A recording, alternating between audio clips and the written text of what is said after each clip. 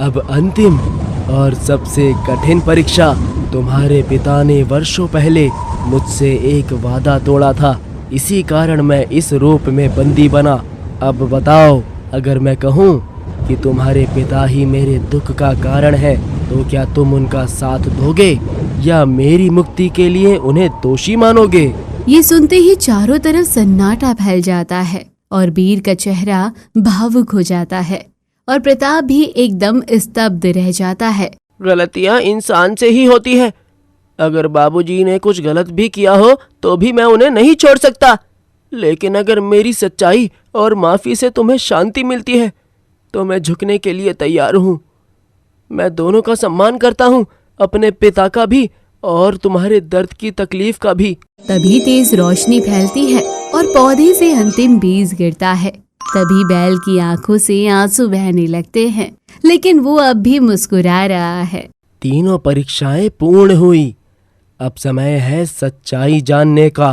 बैल के चारों ओर रोशनी का घेरा बन जाता है और अचानक वो बैल से एक वृद्ध पुरुष में बदल जाता है, जिसकी सफेद दाढ़ी, आंखों में तेज, राधा भी तेजी से बदलती है और एक दिव्य गाय का रूप ले लेती है।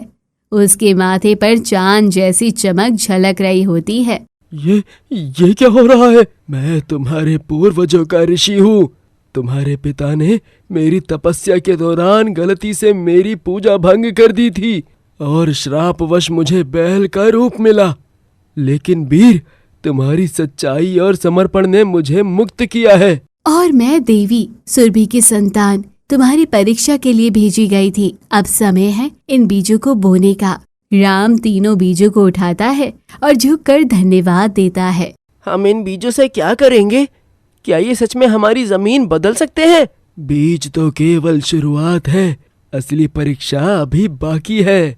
वीर अगली सुबह अपने खेतों में वीर तीनों बीज जमीन में बोता है और आसमान में हल्की सी चमक होती है, लेकिन कुछ नहीं होता। तभी इतना सब होने के बाद भी जमीन तो वैसी की वैसी ही बंजर है। इसका मतलब ये सारे बीज झूठे निकले।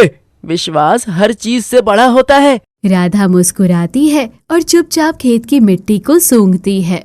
धरती जाग रही है, तैयार हो जाओ। अचानक हल्की बारिश होती है और मिट्टी से हल्की सी हरियाली फूटने लगती है और देखते ही देखते पूरा खेत सोने जैसे सुनहरी फसल में बदलने लगता है। भैया, ये तो चमत्कार हो गया। हे भगवान, ये सब क्या हो रहा है? यही है जादुई बीजों की ताकत।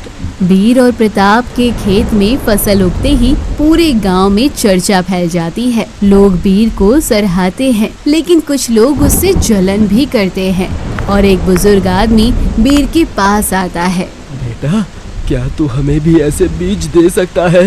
ये बीज नहीं, ये ईमानदारी, संयम और विश्वास का फल है। मैं आपकी मदद जरूर करूंगा।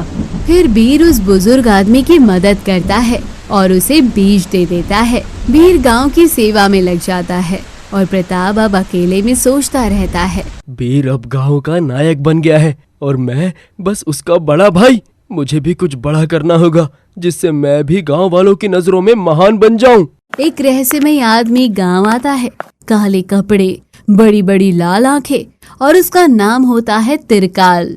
प्रताप, अगर तुम चाहो तो मैं तुम्हें उससे भी बड़ा बना सकता हूँ। बस तुम्हें मुझसे एक छोटा सा सौदा करना होगा। क्या सौदा?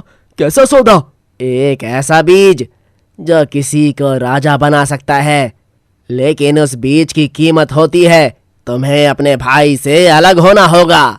मैं वीर से आगे जाने के लिए कुछ भी कर सकता हूँ।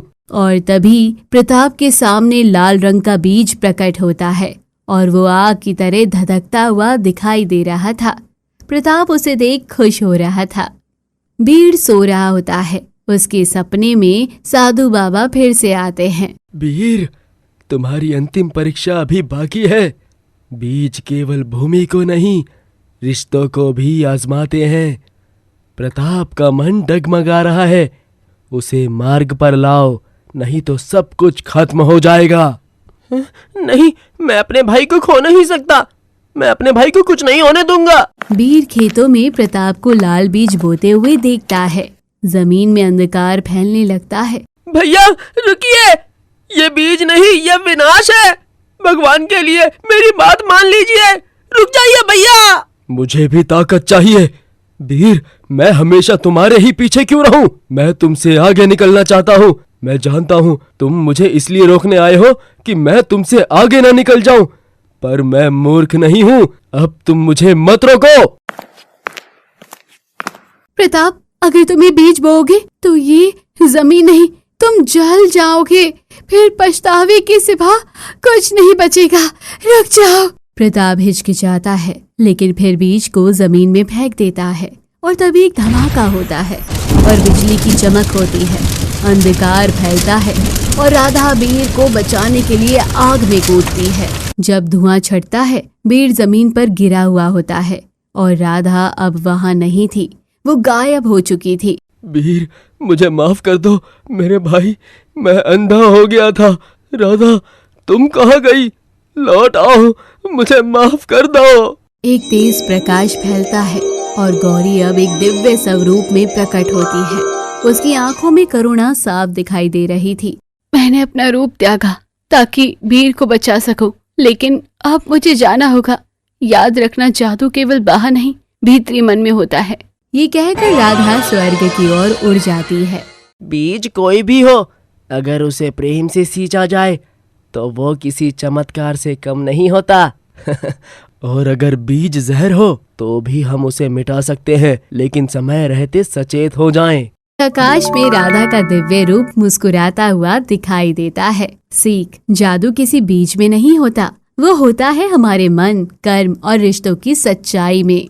तो दोस्तों, कैसी लगी कहानी कमेंट बॉक्स में जरूर बताइएगा। चैनल को अभी तक सब्सक्राइब नहीं किया है तो जरूर कर लीजिएगा। मिलते हैं अगली वीडियो।